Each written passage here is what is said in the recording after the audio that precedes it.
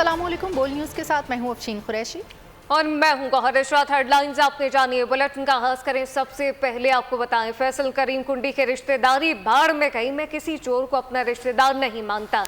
Governor अपनी औकात में रहे। वज़ीर आला खैबर पख्तूनख्वा अली अमीन गंडापुर एक बार फिर गवर्नर पर बरस पड़े। बोले कि एक आदमी ने मुझे 9 मई का मुजरिम करार दिया।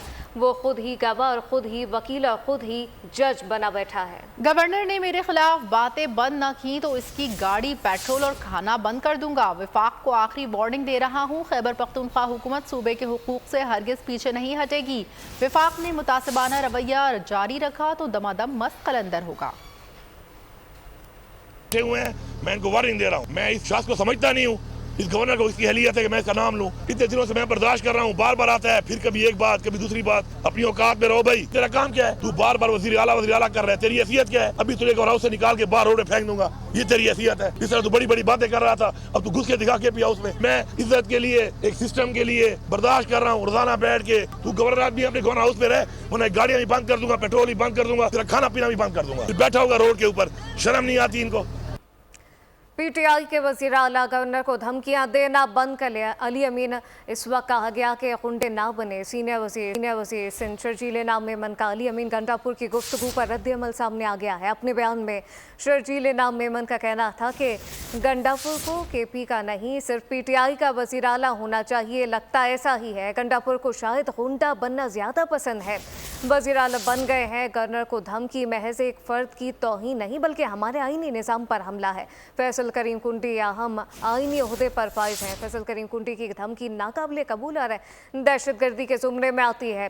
अली अमीन ओहदे पर फाइज शख्स की धमकियां संगीन नौयत का मामला है। केपी के वज़ीर आला के खिलाफ फौरी और फैसला कुन कार्रवाई की जाए। मुस्लिम लीग नून के सीनियर रहनुमा राना सनाउल्लाह ने नया पेंडोरा बॉक्स खोल दिया। कहते हैं मुज़ाकरात का वक्त खत्म, अब बानी पीटीआई के खिलाफ नए मुकदमात कायम किए जा रहे हैं। एक गद्दारी का मुकदमा भी हो सकता है। अली अमीन गंडापुर से मुतालिक राना सनाउल्लाह का कहना था कि वज़ीर आला केपी अगर गवर्नर को बाहर फेंकने की धमकी देंगे तो फिर उन्हें भी उठाकर बाहर फेंक दिया जाएगा। मुस्तफ़ा कमाल ने तो सुप्रीम कोर्ट से माफ़ी मांग ली, लेकिन फैसल बावड़ा डट गए हैं। बोले कि माफ़ी के लिए कोई गलत काम करना बहुत ज़रूरी है। अदालत का जो फैसला भी होगा उस पर अमल होगा। मुस्तफ़ा कमाल ने कहा कि रऊफ़ हसन जजेस को अंधे बहरे कहते हैं। मैंने अदलिया से गैर मशरूत माफ़ी मांग ली है। चीफ जस्टिस से अच्छे माहौल में बातचीत हुई। तो थड़े के ऊपर बैठे हुए आदमी से ही मांगी जा सकती है, कोई मसला नहीं है। माफ़ी मांगना कोई गुनाह नहीं है, लेकिन माफ़ी के लिए कोई गलती भी तो करनी ज़रूरी है। जो चीफ जस्टिस साहब है उनकी ऑनेस्टी का, मैं उनकी अपॉइंटमेंट से पहले भी कहा था, उनके बेंच की भी रिस्पेक्ट और ईमानदारी की बात है। तो मुझे उनके आगे तो पेश होने में कोई अबाम नहीं है। जो उनका फैसला होगा वो मैं मंजूर करूँगा। मैं बहुत रिस्पेक्टफुली उनकी कोर्ट की भी इज्जत करता हूँ और 3 जजेस की भी, बेंच की भी करता हूँ। जो रऊफ हसन साहब पीटीआई के जिस तरह के जुमले अदा कर रहे हैं, वो जजेस को डाउट कह रहे हैं, वो जजेस को अंधा, गूंगा, बहरा कह रहे हैं, मैं तो उसका सोच भी नहीं सकता। अगर फिर भी अदालत को किसी बात पे नागवारी गुजरी है, due to respect to the judiciary, हमने उस पर अपोलॉजी कर ली है। हमने उनको उस पर अपना टेंडर किया है, अपनी अपोलॉजी को अनकंडीशनल अपोलॉजी टेंडर की। मैं समझता हूँ कि आज का ये सारा माहौल बहुत ज़बरदस्त था, अच्छा था। चेयरमैन पीपल्स पार्टी बिलावल भुट्टो सरदारी ने वुज़रा और अरकान सिंध असम्बली की कारकर्दगी पर मायूसी का इजहार कर दिया। कहा ट्रांसफर पोस्टिंग की सियासत बंद होनी चाहिए। पार्लिमानी पार्टी के इजलास खिताब में बिलावल का कहना था वफाकी हुकूमत की तरफ से पैसा मिलना चाहिए। उम्मीद है शहबाज शरीफ अपने वादे पूरे करेंगे। बानी पीटीआई पर ध्यान देना नहीं चाहिए कि वो क्या कर रहे हैं और क्या नहीं। उनके अपने मुकदमात हैं तो वो खुद मुकाबला करें। ये सब कुछ मकफ़ात अमल है। कुछ वज़रा की अच्छी रिपोर्ट्स मिल रही हैं, कुछ की नहीं। वज़ीर आला चेक करें कि वज़रा दफातर जाते हैं या नहीं। अब 5 दफा जीत के आए हैं और ये मुझे सुस्ती नजर आ रहा है और मैं चाह रहा है कि मैं सुस्ती आपका खत्म कर। इसलिए इलेक्शंस तो अब काफी महीने पहले गुजर चुके। अब आप में से कुछ लोगों का बहुत अच्छा मुझे रिपोर्ट्स मिलते रहते हैं और आप में से कुछ के रिपोर्ट्स इतने अच्छे नहीं हैं। इसके लिए जरूरी है कि हमारा तमाम MPAs, हमारे मिनिस्टर्स उसी मेहनत के साथ काम करें और नजर आए वफाकी हुकूमत ने वादा किया कि वो पैसा रखेंगे, उम्मीद है कि वो वादा पूरा करेंगे बजट तक। पाकिस्तान के अवाम वफाक की जो नफरत की सियासत है वो इसमें इतना दिलचस्पी नहीं रखते। वो चाहते हैं कि अपने मसाइल का हल, तो हमारे इंफॉर्मेशन डिपार्टमेंट को भी हमारे अपने मसाइल का हल देना चाहिए, ना कि ये इमरान क्या कर रहा है नहीं कर रहा है, हमें क्या फ़र्क। उसका अपना केसेस है, अपना केसेस का मुकाबला करें। हमारी नज़र में ये मुत्तफ़ाक़ अमल है। तो एक मैं ये कहना चाह रहा था कि पार्लियामान की अटेंडेंस के साथ साथ आपको अपना कॉन्स्टिट्यूएंसीज और अपने अवाम को टाइम देना पड़ेगा, और वही अवामी राब्ता है। बानी पीटीआई को मुल्क छोड़ने का कहा गया, लेकिन उन्होंने कहा कि कुछ भी हो जाए वो मुल्क में रहेंगे। बात घर के मालिक से होगी, बाहर खड़े ठेले वाले या माली से नहीं होगी। साबिक सदर आरिफ अलवी ने बानी पीटीआई की रिहाई का मुतालबा कर दिया। फैसलाबाद में वकला से खिताब में कहा कि आपको खौफ है कि बानी पीटीआई आज़ाद होगा तो क्या होगा। ये ऑफर दी गई कि या तुम शहर छोड़ो, तो इमरान खान ने कहा कि मैं मर जाऊंगा, पाकिस्तान नहीं छोड़ूंगा। मैं अगर कोई घर के लिए बात करने जाऊं तो किससे बात? घर के मालिक को तलाश करूंगा, घर में जो रह रहा है उसकी बात करूंगा। अगर चौकीदार कहता है कि मैं घर का मालिक बन गया हूं तो उससे बात करूंगा। मैं बाली से तो बात नहीं करूंगा। बाहर जो खड़ा हुआ है ठेले वाला, उससे थोड़ी बात करूंगा। ये जो फॉर्म 45 वाले हैं, ये 47 वाले हैं, ये तो ठेले वाले भी नहीं। मेरा मुल्क है, मैं फिर भी कहूंगा वाहिद रास्ता मेरा मुल्क है ना। जो घर में कब्जा किए बैठा हो उसको तो जरूरत ही नहीं आपसे बात करने, मगर जिसका घर होगा वो हर दरवाजा खटखटाएगा, क्योंकि मेरा घर है, मैं तो हर दरवाजा खटखटाऊंगा। बानी पीटीआई और दीगर रहनुमाओं के गिर्द शिकंजा मज़ीद सख्त करने का फैसला कर लिया। ज़राए का कहना है कि पीटीआई रहनुमाओं को जमानत न होने वाले मुकदमात में गिरफ्तार किया जाएगा। पुलिस रिपोर्ट के मुताबिक बानी पीटीआई के खिलाफ 42 मुकदमात दर्ज किए जा चुके हैं, जिनमें 19 में वो जमानत नहीं ले सके हैं। शाह महमूद कुरैशी ने 16 में से 3 केसेस में जमानत नहीं ली। हमाद अजहर ने तमाम 3 केसेस में जमानत नहीं ली। मुराद सईद ने भी 8 में से 2 मुकदमात में जमानत नहीं ली। नैब तरमीम के टीवी पर नशर न करने पर जस्टिस अतहर मिनुल्लाह ने अपना इख्तलाफी नोट जारी कर दिया है। इख्तलाफी नोट में जस्टिस अतहर मिनुल्लाह का कहना है कि केस की 2 समातें बराह रास्त नशर हुई। बानी पीटीआई को लाइव दिखाना किसी कानून की खिलाफ वर्जी नहीं होता। बानी पीटीआई या बामी रहनुमा है, हालिया आम इंतखाबात के नताइज इसका सबूत हैं। जैसे अतहर मिनुल्लाह का कहना था कि जुल्फ़िकार अली भुट्टो को जब फांसी दी गई वो आम कैदी नहीं थे। बेनज़ीर भुट्टो और नवाज शरीफ भी आम कैदी नहीं थे। बानी पीटीआई भी आम कैदी नहीं है। अदालती रिपोर्टिंग पर कोई पाबंदी नहीं। मीडिया अदालती कार्रवाई को रिपोर्ट कर सकता है, सिर्फ सनसनीखेज टिकर चलाने पर मसला होता है। Chief justice Islamabad high court Aamir Farooq के रिमार्क सहाफ़ती तंजीमों की दरखास्तों पर समाअत में एडिशनल अटॉर्नी जनरल अदालत में पेश हुए। पैमरा ने अदालत में अपना जवाब जमा कराया। अदालत ने एडिशनल अटॉर्नी जनरल से इस्तफसार किया कि वफाकी हुकूमत का इस मामले से ताल्लुक़ है। इस पर एडिशनल अटॉर्नी जनरल ने जवाब दिया कि ये पैमरा का मामला है, वफाकी हुकूमत का इससे कोई ताल्लुक़ नहीं।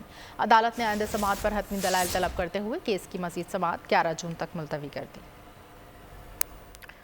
और अब ये जानिए कराची में दहशतगर्दी का खतरा है, पीटीआई को जलसे की इजाज़त नहीं दी जा सकती। डिप्टी कमिश्नर शर्की ने सिंध हाई कोर्ट में जवाब जमा करा दिया है। अदालत में तौहीन अदालत की दरख्वास्त पर समाअत के दौरान डिप्टी कमिश्नर शर्की शहजाद फजल अब्बासी की जानिब से जवाब में कहा गया कि सिक्योरिटी इदारों ने इंटेलिजेंस कमेटी में दहशतगर्दी के खर्चा से आगाह किया। वो SSP की रिपोर्ट के बाद ही इजाज़त देने के मजाज होंगे। जलसे में कौमी सतह के लीडर शरीक होंगे। अमन अमान की सूरत हाल बेहतर होने तक जलसे की इजाज़त नहीं दी जा सकती। जबकि DC शर्की ने जवाब में कहा कि अदालती अहकाम की खिलाफ वर्जी का सोच भी नहीं सकते। तौहीन अदालत की दरख्वास्त बेबुनियाद है। पीटीआई सोशल मीडिया की सरबराही बैरून मुल्क बैठे जिब्रान इलियास और अजहर मशवानी कर रहे हैं, वही इस वीडियो के जिम्मेदार हैं। ज़राए के मुताबिक चेयरमैन पीटीआई बैरिस्टर गौहर और सेक्रेटरी जनरल रऊफ हसन ने FIA टीम के सामने जवाब जमा करा दिया। बानी पीटीआई की जानिब से मतनाज़ा ट्वीट का मामला, रऊफ हसन और बैरिस्टर गौहर से FIA टीम की तफ्तीश, अंदरूनी कहानी सामने आ गई। ज़राए के मुताबिक दोनों तसल्ली बख्श वजाहत न दे सके। टीम ने बैरिस्टर गौहर से 4 घंटे जबकि रऊफ हसन से 2 घंटे तक सवालात किए। तफ्तीश के दौरान इंक्वायरी अफसर ने सवाल किया कि सोशल मीडिया पॉलिसी बैरून मुल्क बैठे लोगों के हवाले क्यों की गई, जिस पर बैरिस्टर गौहर ने कहा कि पार्टी में शमूलियत से कबल मामला तय पा चुके थे। बैरिस्टर गौहर का कहना था कि तसादुम इस हद तक नहीं जाना चाहिए, हमें इसका कोई पुरअमन हल निकालना चाहिए। तफ्तीशी अफसर ने रऊफ हसन से भी सवाल किया कि मौजूदा अस्करी क़यादत की तस्वीर लगाकर क्या ममासलत पेश की जा रही है, जिस पर रऊफ हसन ने जवाब में कहा कि ये बातें बानी पीटीआई की नोटिस में लाएंगे और जवाबात हासिल करेंगे। और अब ये जानिए, चीन 2 लाख पाकिस्तानी नौजवानों को आर्टिफिशियल इंटेलिजेंस की मुफ्त तरबियत देगा। चीनी टेक्नोलॉजी कंपनी और पाकिस्तान के दरमियान मुआहदों पर दस्तखत हो गए हैं। पाकिस्तान में सेफ स्पेस के क़याम, ई गवर्नेंस, क्लाउड सर्विसेज और मईशत की डिजिटलाइजेशन में भी भरपूर ताउन होगा।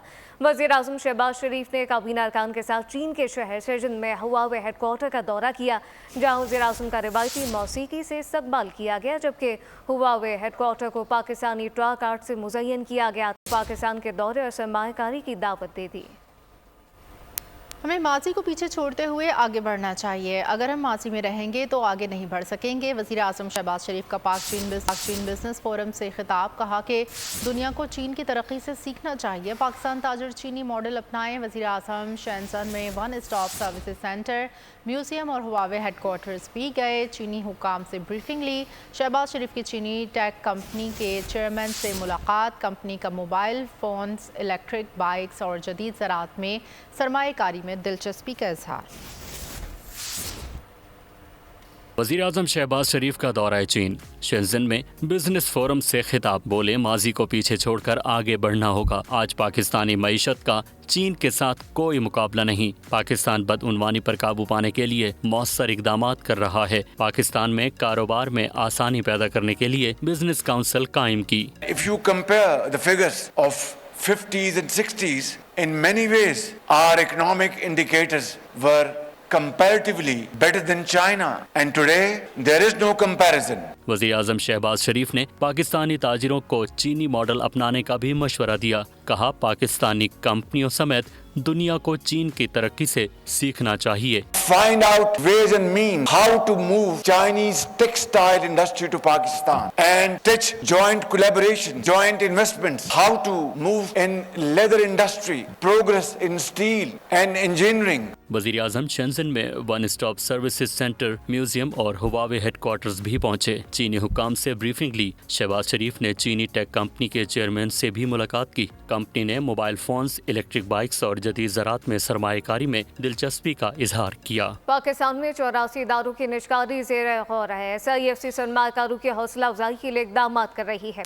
नायब वज़ीर आज़म इस्हाक़ का पाक चीन बिजनेस फोरम से खिताब। वज़ीर ख़जाना मोहम्मद औरंगज़ेब बोले कि महंगाई पाकिस्तान में बड़ा मसला है, लेकिन हालिया दिनों में महंगाई की शरह में वाज़ेह कमी है। पाकिस्तान की करेंसी चंद माह में मुस्तहकम हुई हुकूमत की इक़्तिसादी इस्लाहत के एजेंडे पर तवज्जो मरकूज़ है। We are going for a very deep structural reforms. Actually, 2018 when we reached 24th economy and the PricewaterhouseCoopers projected Pakistan to be the part of G20 within few years. Unfortunately, as I said, we missed the train. But we are working fast track to reach back where we left in 2017, and not only to reach 24th economy, but also to join in few years the G20. So the structural reforms is the name of the game. The consolidation of what we have done so far will be there. Inflation, which was a real issue in Pakistan, it had peaked at about 38%, has come down to a little over 11% in May. Pakistan's economic front, all macro indicators are moving in the right direction with a positive trajectory. Not only in terms of our traditional sectors in terms of textiles, but agriculture on the back of bumper crops and information technology and agriculture, because these are going to be real levers of growth as we go forward in Pakistan. और अब खेलों की खबरों में आपको बताएंगे T20 world cup. Pakistan आज खाता खोलेगा। कौमी टीम पहला मैच अमेरिका के खिलाफ खेलेगी। मैच अमेरिकी शहर डैलस में खेला जाएगा। रिवायती हरीफ भारत से 9 जून को ग्रीन शर्ट्स का सामना होगा। T20 वर्ल्ड कप की कसौटी पर ग्रीन शर्ट्स का पहला इम्तिहान। अमेरिका से मुकाबला नहीं होगा आसान। मेजबान साइड का होगा अपना मैदान। खुलकर जो खेली टीम पाकिस्तान, तो हरीफ का होगा काम तमाम। प्रैक्टिस में शाहीनों ने सारे गुर आजमाए, बल्लेबाजों ने हुनर पाए, शाहीन बॉलर्स ने भी पर फैलाए। बाबर 11 कारकर्दगी के टॉप गियर का मूड बना चुकी। जीत के ट्रैक पर पहले पड़ाव के बाद ग्रीन शर्ट्स का अगला हदफ भारतीय सूरमा होंगे। 9 जून को उनको लग पता जाएगा। पाकिस्तान और अमेरिका का मैच पाकिस्तान के मयारी वक्त के मुताबिक 8:30 पर शुरू होगा। पाकिस्तान के फाइनल प्लेइंग 11 का इंतखाब मैच की सुबह विकेट की सूरत हाल देखकर किया जाएगा। T20 वर्ल्ड कप के अपने पहले मैच में पाकिस्तान को शिद्दत से फतह की ज़रूरत है। टाइटल की मुहिम में ग्रीन शर्ट अपने सफ़र का आगाज़ कामयाबी से करने की ख्वाहिशमंद तो है, लेकिन मेगा इवेंट के पहले मैच में शाहीन मेज़बान टीम अमरीका से टकराने जाएंगे और पाकिस्तानी टीम की फतह का इन्हिसार इस अहम मैच पर एक फैसला कुन खिलाड़ी की कारकर्दगी से साबित हो जाएगा। बरआज़म Pakistan team batting power house का सबसे अहम सुतून। क्रीज पर उनकी मौजूदगी ग्रीन शर्ट्स के लिए बेहद अहम होगी। फखर जमान के बल्ले के रडार में बॉल आ जाए तो बॉलर्स की शामत आ जाती है। बॉल बार बार बाउंड्री लाइन से बाहर जाती है। शाहीन आफरीदी पाकिस्तानी बॉलिंग असलहे खाने के सबसे मोहलिक हथियार, करते हैं हमेशा कारीवार। बल्लेबाजों का करते हैं जमकर शिकार। हारिस रऊफ की एक्सप्रेस डिलीवरीज का सामना करना बड़ी हिम्मत का काम। चैलेंज करने वाले का करते हैं काम तमाम। बैटर्स के लिए खौफ और दहशत की अलामत हैं। Pakistani star allrounder Imad Wasim side strain injury का शिकार हो गए। अमेरिका के खिलाफ मैच में शिरकत नहीं करेंगे। टीम मैनेजमेंट के मुताबिक ऑलराउंडर की इंजरी का जायजा लेने के बाद आइंदा मैचेस में खिलाने का फैसला होगा। इनकी इंजरी का बारीक बीनी से जायजा होगा। इस हवाले से किसी किस्म का रिस्क नहीं लिया जाएगा। सब्सक्राइब करें और बेल दबाएं ताकि कोई खबर रह न जाए।